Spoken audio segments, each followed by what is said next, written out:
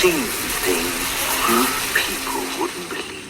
Hey, what's up, guys? This is Brian at Whisper Status 74. Welcome to the community. Welcome to the channel. If this is the first time you are seeing me, please consider liking and subscribing. We are real tech for real people. Today's video is an interview with a good friend, Robert Zohn, owner of Value Electronics in Scarsdale, New York. You guys are very familiar with Robert and Value Electronics. This is a discussion and interview of 2021 displays and what's coming in 2022.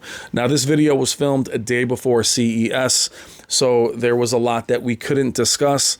And I want to still release the video because anytime I can get Robert to speak about this passion, it's something you guys have typically really enjoyed.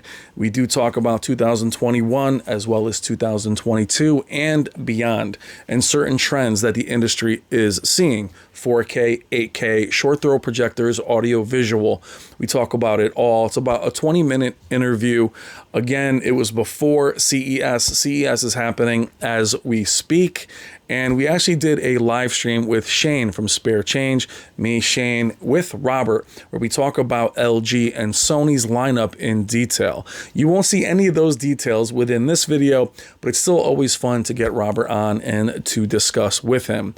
I'll link Shane's video below where we do discuss the Z9K, the X95K, LG C2. You will hear us allude and to speak a little bit about it in this video, but you won't have any real detail in this video. But I still think it's worth putting this video out. Again, talking to Robert is a very special treat. Without further ado, ladies and gentlemen, Robert Zohn.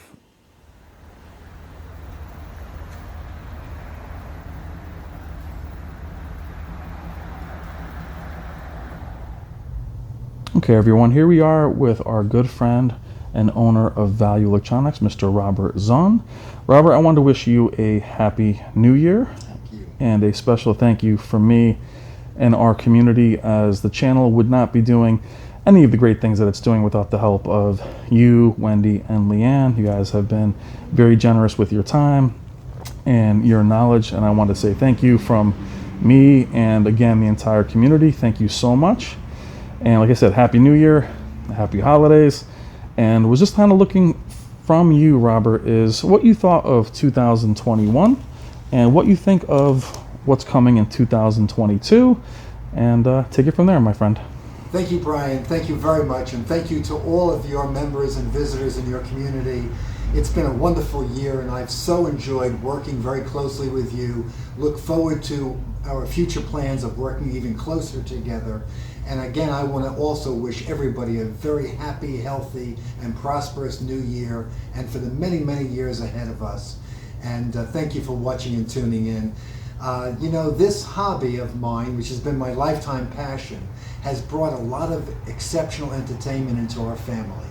And so we enjoy listening to music, watching great documentaries and movies on TV, and watching them, and I hate to coin a phrase that's so commonly used, as the creators intended us to see it. Seeing all the emotions, all of the action adventure that's in an action adventure movie really brings us better entertainment at home.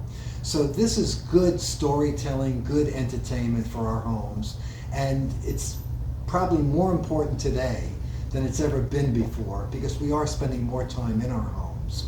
And 2021 met that beautifully, because this was the biggest upgrade year that we've had in audio and video performance and technology advancements. We have immersive Dolby Atmos, DTSX, Voice of God, Auro 3D audio. We have exceptional audio performance. We have fantastic new audio devices, new audio receivers. This is the biggest upgrade year in television display advancement technology that we've seen probably in 10 years in this year, both in video processing and in emissive displays and mini LEDs and backlit LCD LEDs. The picture quality is greatly enhanced for the 2021 model year. Well, Samsung, Sony, LG, they're not going to be sleeping on their feet. 2022 will be another big upgrade year.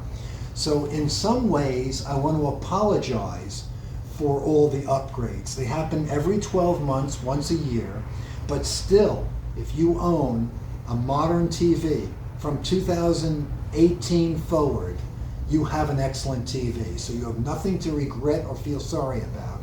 This is an ongoing process of enhancements in technology that will go on for now and forever. But if you own 2018, my favorite year, and forward, you have nothing to fear. You have an excellent product, and you have no reason to upgrade.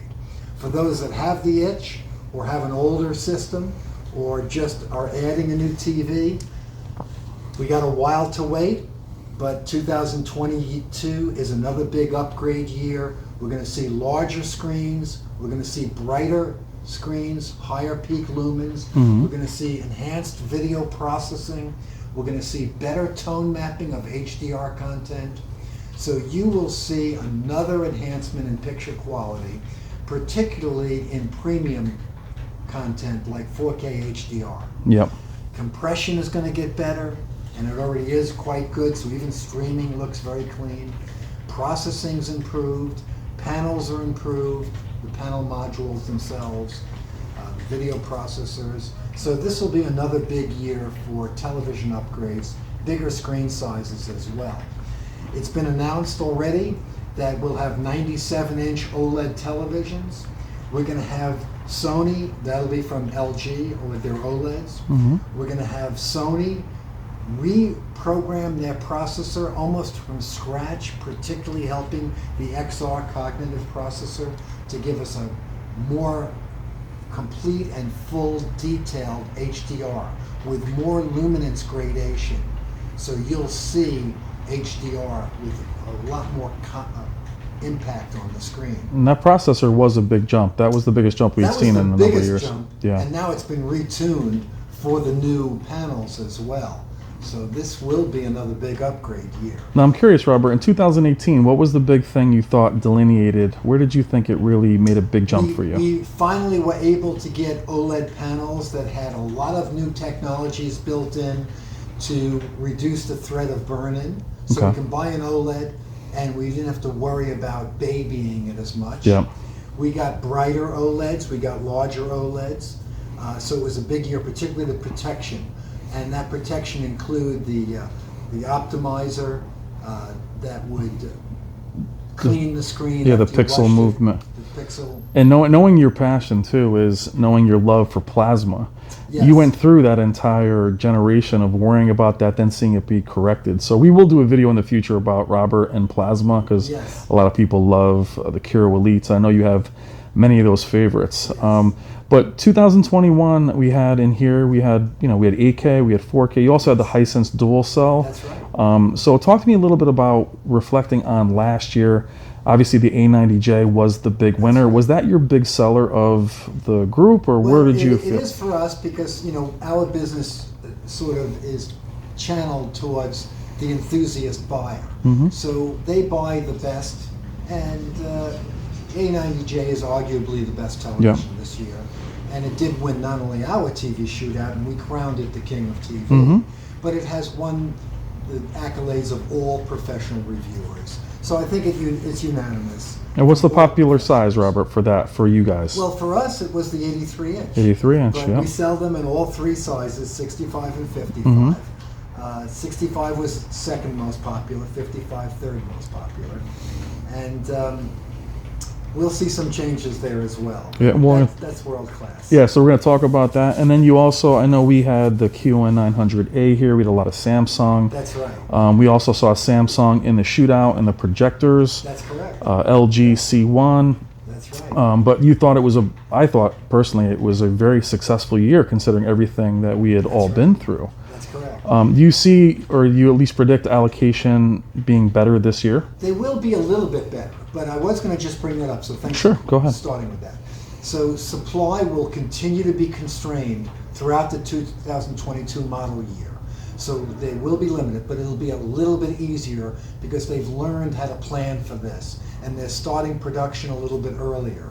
We're also going to see the TVs launching earlier this year than we did last year. COVID delayed the launch dates of many of the products.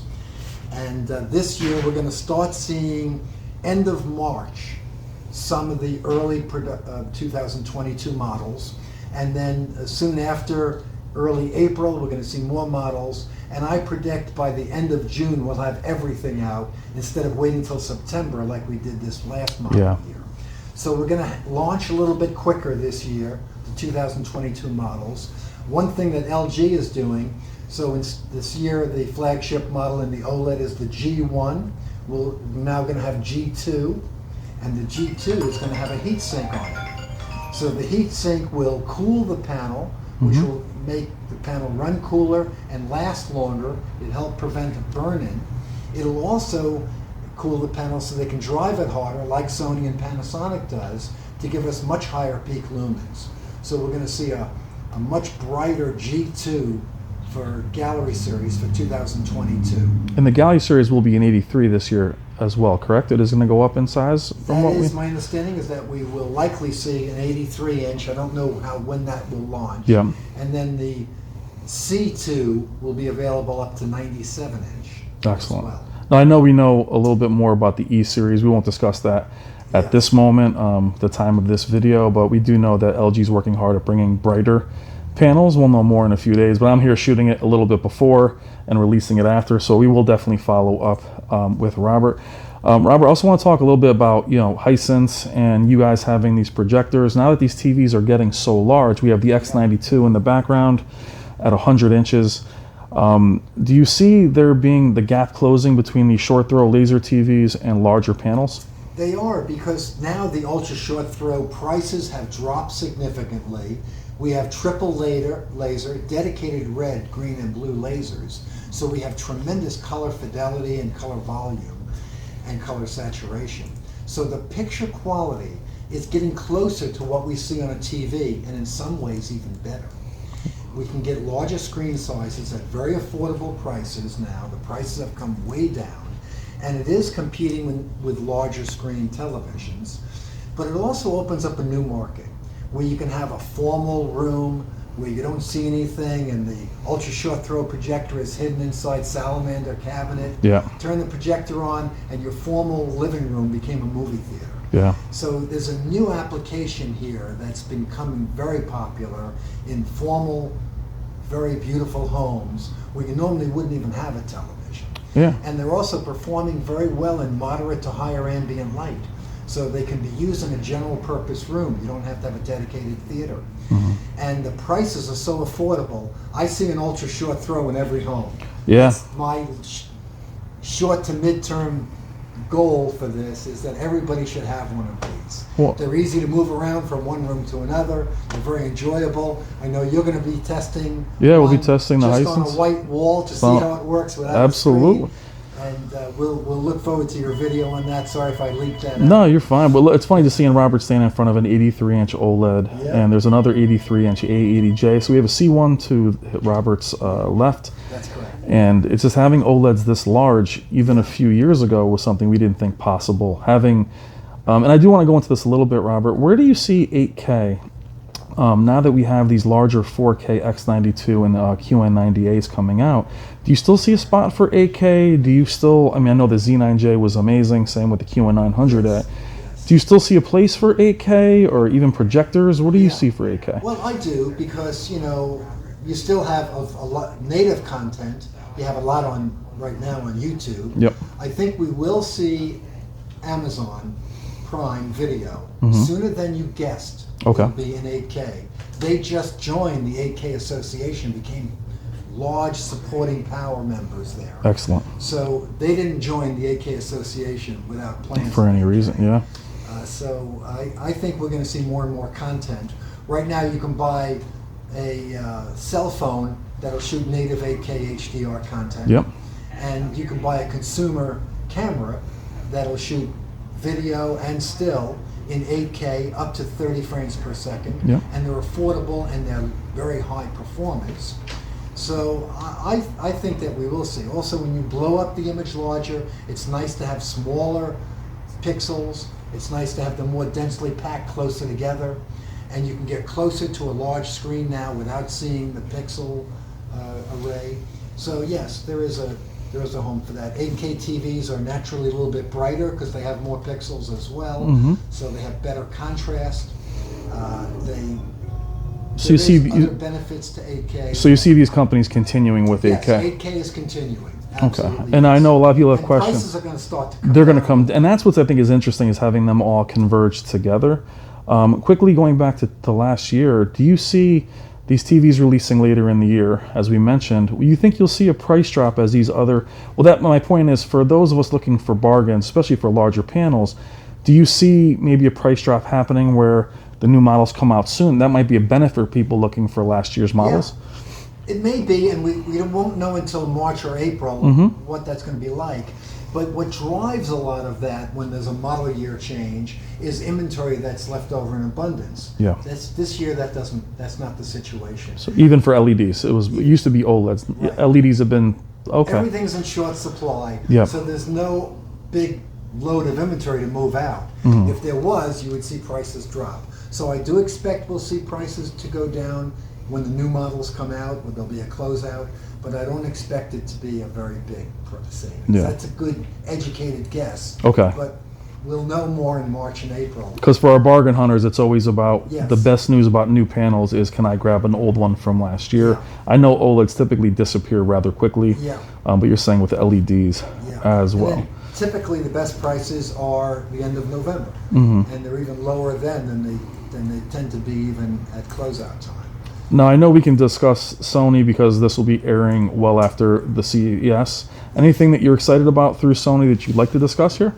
Well, quite a bit. The retuning of the cognitive processor, the XR processor, we were privileged with a lot of new information on the new way they're going to be building the algorithms to tone map HDR.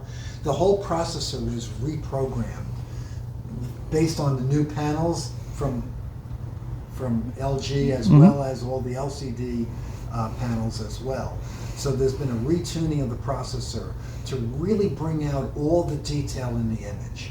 And I will give you some more information on that very shortly because I have an engineering meeting Absolutely. with my friends at Sony Engineering. Now, we know the A90 is going to carry over as a It Master is a Series. carryover. You That's know, we correct. do have some A90J. other new special panels that are going to be launching as The well. new model year designation for Sony will end with the letter K, like kangaroo.